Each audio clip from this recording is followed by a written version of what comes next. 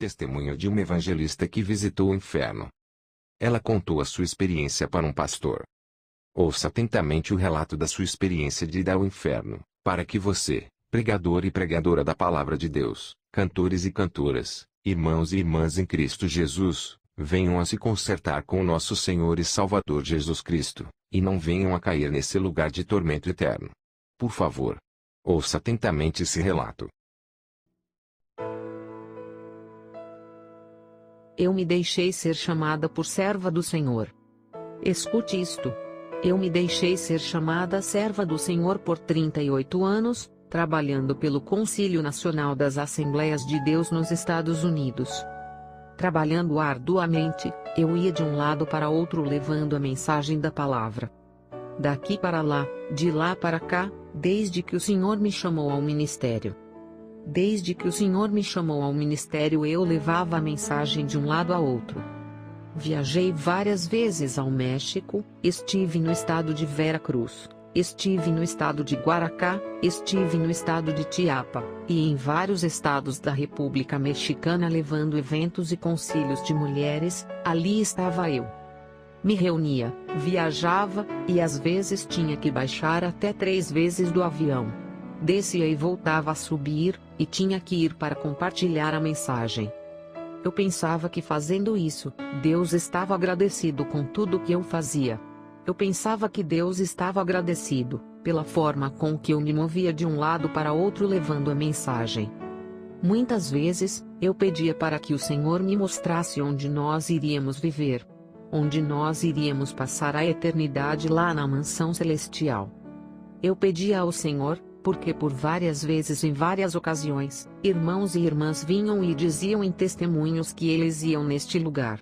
Até que um dia, cheguei de madrugada muito tarde. Como já saíamos tarde do evento, não deu tempo de jantar. Meu esposo disse que estava com fome. E quando chegamos em casa meu esposo disse: "Tenho fome." E eu disse: "Busca algo aí no refrigerador e come." Eu venho morta, eu estou muito cansada. Fui para o meu quarto, me atirei na cama com os sapatos. Eu estava muito cansada. Atirei-me na cama de boca para baixo quando de repente, eu senti que a porta se abriu. Eu disse: "Meu esposo vem." Eu escutei uns passos que lentamente chegou perto da cama. E quando chegou ao lado da cama, me falou com uma autoridade. Eu comecei a sentir que não era o meu esposo. Então me disse: "Ana, levanta-te."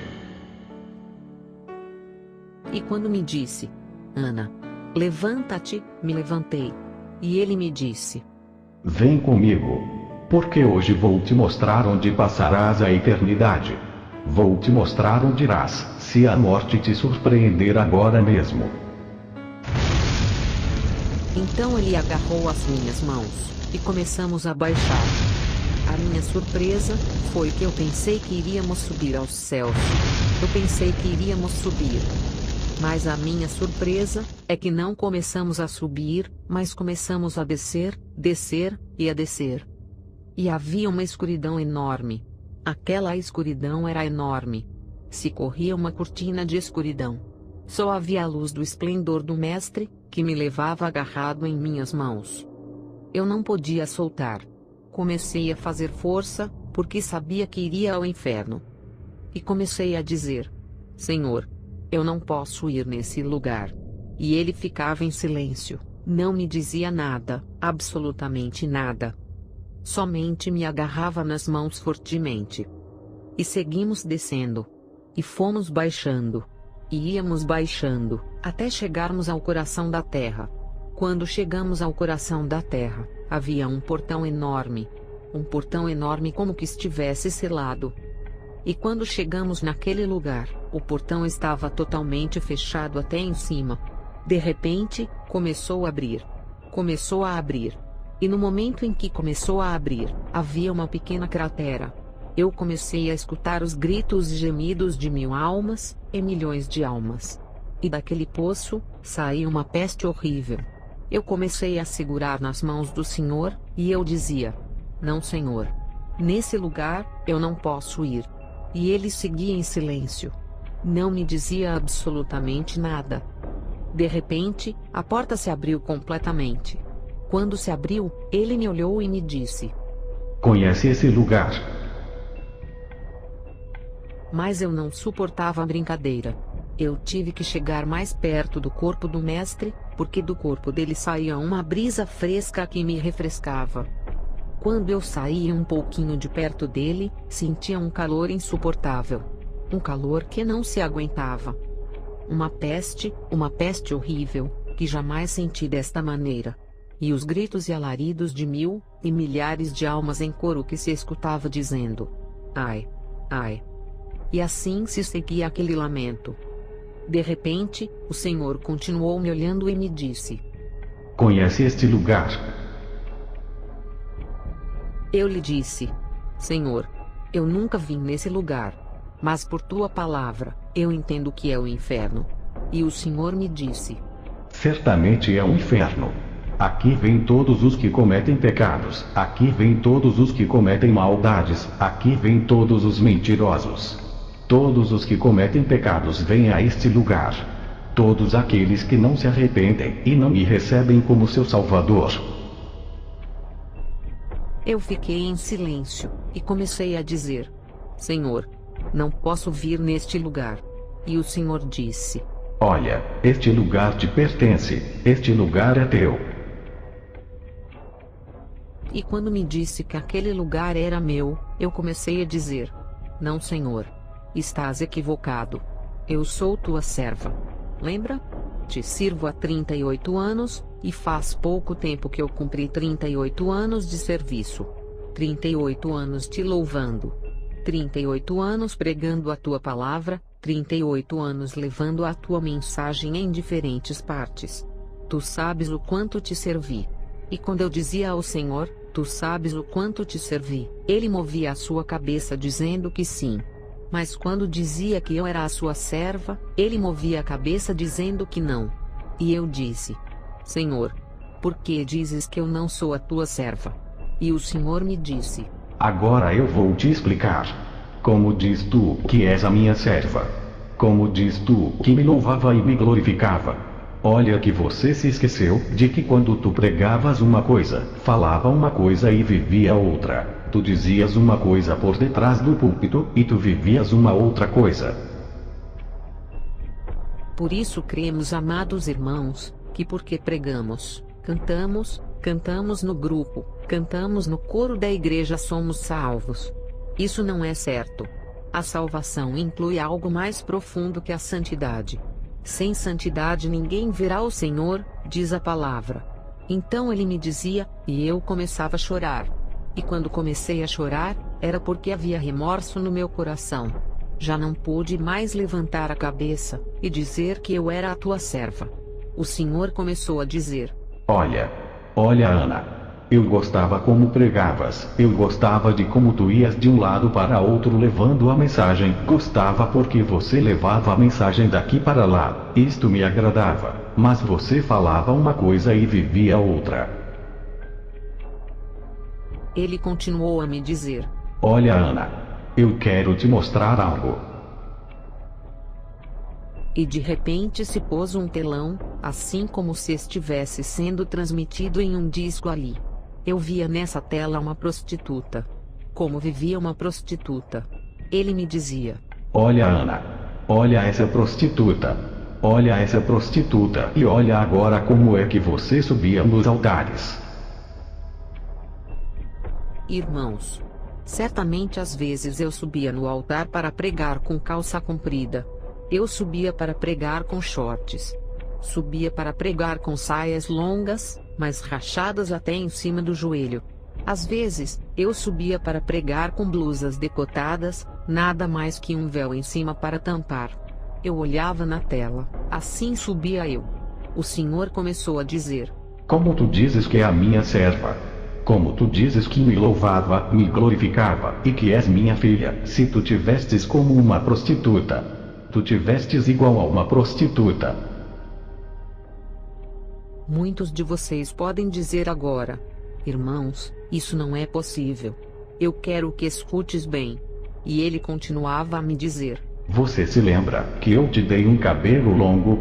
Lembra, Ana, os cabelos longos castanhos que te dei? E tu cortaste e pintou de diferentes cores. É certo, irmãos. Eu havia cortado os meus cabelos e havia pintado. Às vezes, eu andava 6 meses com uma cor, e outros 6 meses com o cabelo de outra cor. E eu chegava na igreja. Meu pastor me dizia: "Olá, irmã Ana. Que bonito esse look. Ficou precioso." Eu pensava que, como agradava ao meu pastor, eu também agradava a Deus. A Bíblia nos diz que estamos aqui para agradar a Deus, e não para agradar aos homens. Esta noite, pode ser que isso seja duro, mas o Senhor me dizia: Olha, Ana, o que eu mais demando no meu povo é o vestuário. Eu demando do meu povo o vestuário, e olha como anda o meu povo.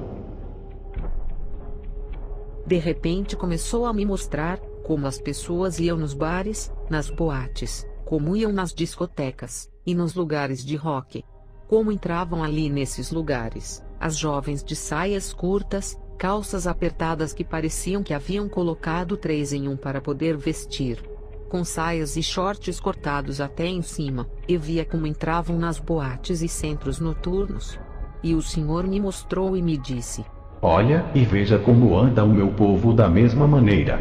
Da mesma maneira, assim como entram nas boates, assim entram nas igrejas. Assim estão nas igrejas. Olha como está o meu povo. Olha como vivem. Olha como o meu povo está. Olha a condição que vive a minha igreja. Meus irmãos, eu tive que abaixar a cabeça, e já não podia dizer que era a serva dele. Já não podia dizer que eu não deveria ir ao inferno. Já não haviam mais palavras para eu me desculpar diante do Senhor. A única coisa que fiz foi abaixar a cabeça. E compreendi que a mim pertencia o inferno. Comecei a sentir vergonha, e o Senhor começou a dizer: Você se pintava igual a uma prostituta, e eu quero te dizer que o meu povo tem que ser diferente. De 10.000 no mundo, um tem que ser diferente. Aquele que louva e dá glórias ao meu nome, porque o meu povo tem que fazer a diferença. E nesse momento, o Senhor começou a caminhar para dentro daquele lugar, e perto daquela cratera, diante daquele poço profundo que havia, onde saía uma fumaça que pesteava a enxofre. E eu já não suportava. E eu tive que caminhar ao lado do mestre. Ele começou a me mostrar: Irmãos, tudo ali é vermelho vivo. Ali, não há descanso nem de dia nem de noite. Tudo ali é um calor insuportável. Ali, tem um cálculo de 3.800 graus de temperatura. Não tem como suportar. Se cair um pedaço de ferro, derrete. Se cair um pedaço de ferro, se fazem nada, porque não se suporta as chamas nesse lugar. Ali, estão as almas atormentadas no fogo. As almas começam a gritar e a dizer: Senhor, Senhor, ajuda-nos. E o Senhor lhes dava as costas como se não estivesse vendo, como se não os conhecesse. E seguiu caminhando. Eu segui caminhando atrás dele. Ele começou a dizer: Olha, eu vou te dar uma última oportunidade. Tu tens que ir a eles e falar da palavra. Não importa que te critiquem, não importa que te tirem do movimento, não importa que te tirem da igreja. Vai e fale da minha palavra. Tudo que estou te mostrando aqui, vai e leve a mensagem para que se arrependam.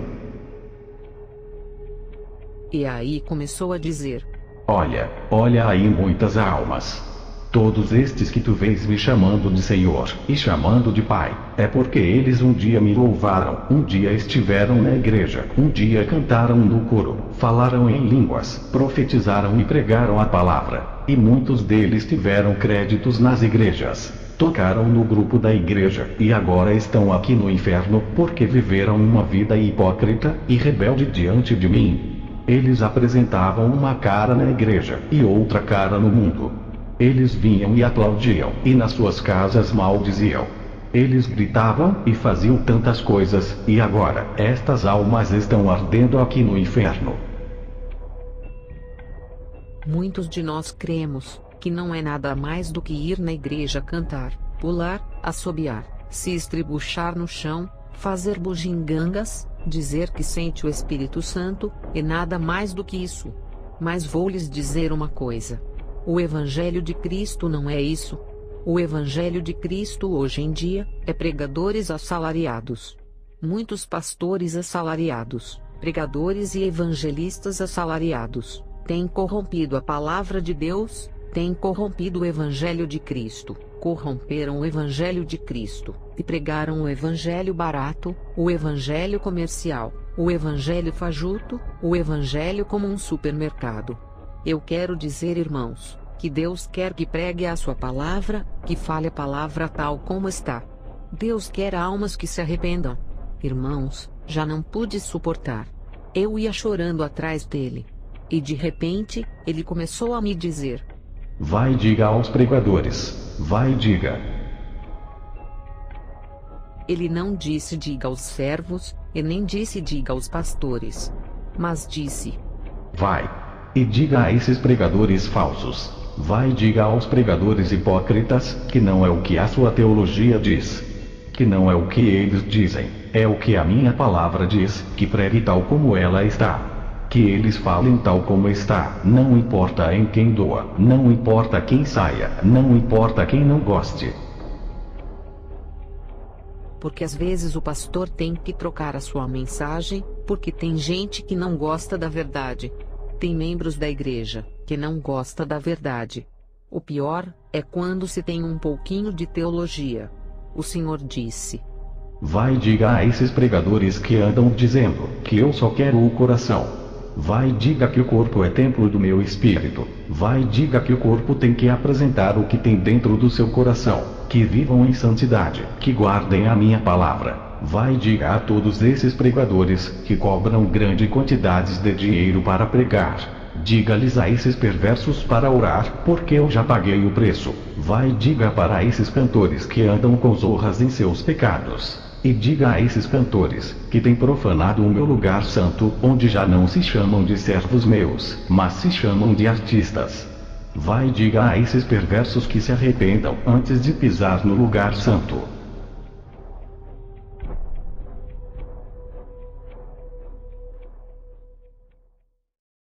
Testemunho de uma evangelista que visitou o inferno. Ela contou a sua experiência para um pastor.